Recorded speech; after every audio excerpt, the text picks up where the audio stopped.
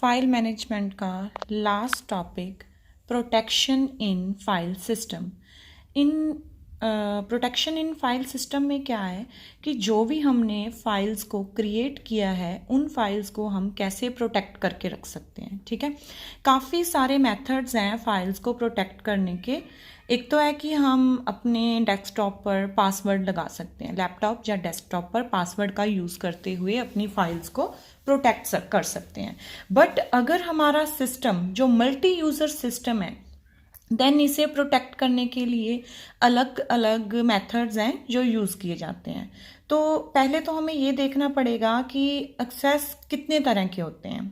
ठीक है, तो एक्सेस के बारे में देखने के लिए एक तो है डायरेक्ट एक्सेस, मतलब कोई भी यूज़र जो है डायरेक्टली फाइल को एक्सेस कर सकता है। बट हर एक यूज़र को हम ऐसे फाइल्स को एक्सेस नहीं करने दे सकते, तो प्रोटेक्शन जो है ज़रूरी है। ठीक है, तो प्रोटेक्शन लगाने के लिए हम डिफरेंट ऑपरेशंस हैं, जो ऑपरेशन के टाइप्स हैं वो यूज़ कर सकते हैं। तो फर्स्ट है रीड। उसमें क्या है कि यूज़र जो है सिर्फ फाइल को रीड ही कर सकता है, उसमें कोई और ऑपरेशन नहीं परफॉर्म कर सकता। एंड सेकंड है राइट, राइट या फिर रीराइटिंग द फाइल।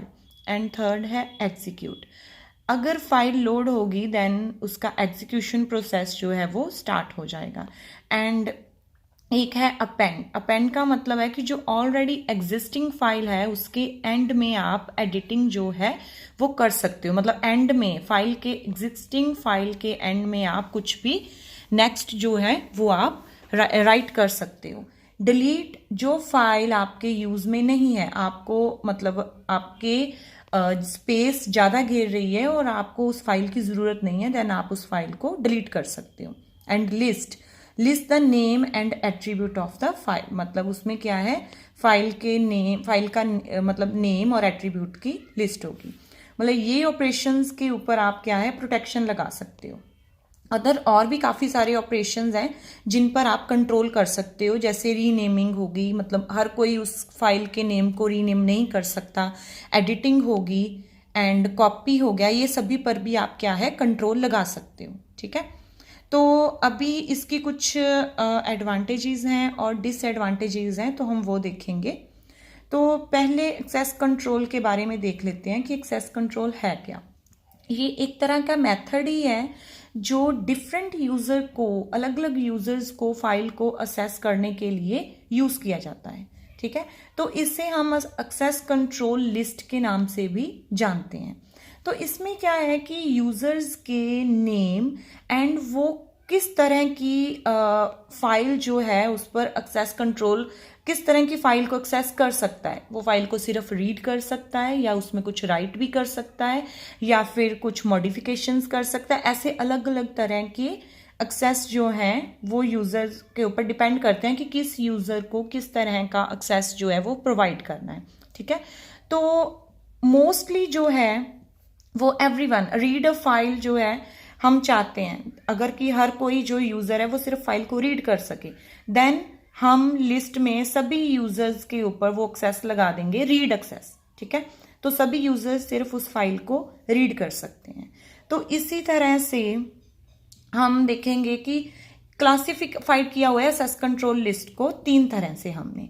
फर्स्ट है ऑनर, ऑनर कौन से होते हैं, जो वो यूजर जो फाइल को क्रिएट करता है। ठीक है, एंड ग्रुप के रूप में भी फाइल क्रिएट की जा सकती है। ग्रुप क्या है, वो मेंबर्स हैं जो जिनकी सिमिलर नीड्स हैं, मतलब वो उस डेटा को सभी उस डेटा से रिलेटेड हैं, वो फाइल्स को शेयर करना चाह रहे हैं, देन वो ग्रुप में आप क्या है एक्सेस कंट्रोल जो है लगा सकते हैं। एंड थर्ड है यूनिवर्स, यूनिवर्स किसे कहते हैं कि जितने भी यूजर्स हैं ऑल अदर यूजर्स वो किस कैटेगरी में आ जाएंगे, यूनिवर्स में।